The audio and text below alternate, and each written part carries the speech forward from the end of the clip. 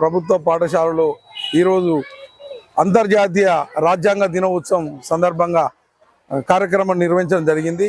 ఎందుకంటే ఈ రాజ్యాంగం గురించి డాక్టర్ అంబేద్కర్ గారు రాసిన రాజ్యాంగం గురించి భారతదేశ ప్రజలకు తెలియ అవసరం ఉన్నది, ఎంతైనా అవసరం ఉంది. ఎందుకంటే ప్రపంచ దేశాల్లో భారతదేశం చట్టం చాలా గొప్పదని అందరికీ తెలుసు. ఈ రాసినప్పుడు దీని మీద సామాజికం, విద్య, వైద్యం, ఆర్థికంగా, రాజకీయంగా, న్యాయపరమైన సంస్థలపై వారు ఒక నిర్ణయించిండు. వారు నిర్ణయించిన రాజ్యాంగం ప్రకారమే ఇలా భారతదేశం నడుస్తుంది, భారతదేశం యొక్క విధానం నడుస్తుంది. ఈ రోజున చూసినాం అంటే ప్రపంచంలో అన్నిటికైనా విలువైనది విద్య. విద్య లేనిది ఏమి లేదు. విద్యతోటి అన్ని రంగాలు సాధించవచ్చు. ప్రపంచ దేశాలను కూడా శ్వాసించే విధంగా ఒక విద్యకే అవకాశం ఉంది. అది రాజ్యాంగం రాసిన ఒక హక్కు. ఈరోజు అదేవిధంగా అన్నిటిని శ్వాసించే హక్కు రాజకీయానికి.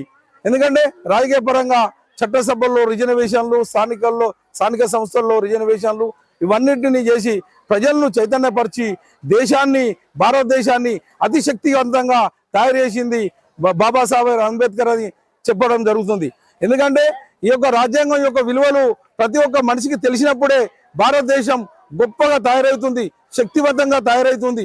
ఎందుకంటే ప్రతి ఒక్కరికి తెలిస్తేనే ఈ దేశం ఒక శక్తివంతంగా మనం బయటి దేశం వెళ్ళినప్పుడు కూడా మా దేశం గొప్ప అని చెప్పుకునే విధంగా చట్టాలు బాగున్నాయి అనే విధంగా ఉంటది. కాబట్టి ఈ రోజున ఈ గవర్నమెంట్ కూడా ఈరోజు ప్రకటించడం జరిగింది. కాబట్టి మా లయన్స్ క్లబ్ ఆఫ్ ఇంటర్నేషనల్ ఆధ్వర్యంలో ఈ కార్యక్రమాన్ని నిర్వహించి విద్యార్థులందరూ వారు కూడా వారి భాషల్లో వీళ్ళ విద్యార్థులందరికీ తెలియపరిచినారు.